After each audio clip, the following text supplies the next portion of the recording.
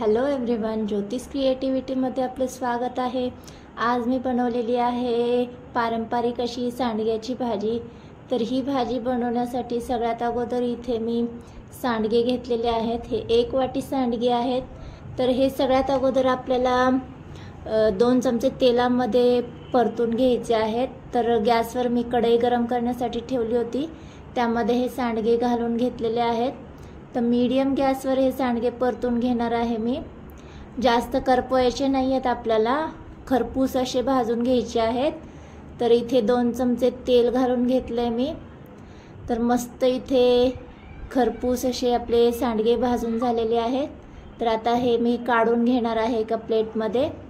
आता आपण हे साईडला ठेवून देऊयात आणि भाजीला फोडणी करून घेऊयात। तर त्याच कढईमध्ये मी इथे 2 चमचे तेल घालून घेतले आणि मोहरी घालून घ्यायची आहे। यामध्ये मोहरी छान तडतडली की त्यामध्ये इथे मी मीडियम आकाराचा कांदा बारीक असा चिरून घेतलेला आहे, तो यामध्ये घालून घेणार आहे।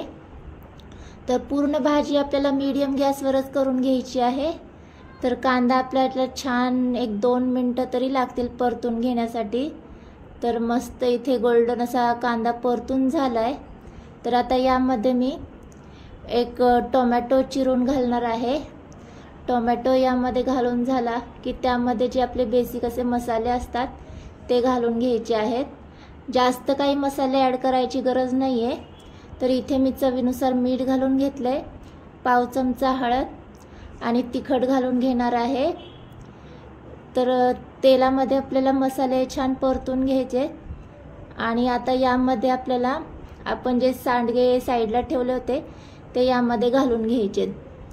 तर सांडगे घालून झाल्याच्या नंतर सुद्धा आपल्याला 1-2 ते 3 मिनिटं आपल्याला परतून घ्यायचे। सांडगे छान मसाल्यांमध्ये परतले गेले पाहिजेत त्यासाठी।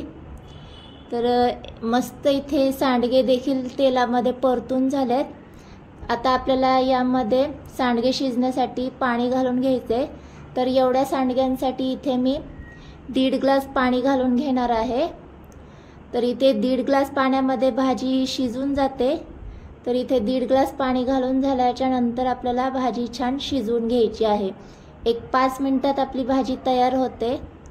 तर मस्त इथे भाजी आपली तयार झालेली आहे। इतकी ग्रेव्ही ठेवायची यामध्ये, कारण की थंड झाल्याच्या नंतर ती अजून थोडीशी थिक होते। तर मस्त इथे गरमागरम अशी सांडग्याची भाजी तयार झालेली आहे। ही भाजी चपातीसोबत, भाकरीसोबत, कशासोबतही छान लागते। तर मस्त गरमागरम इथे सांडग्याची भाजी मी सर्व केलेली आहे।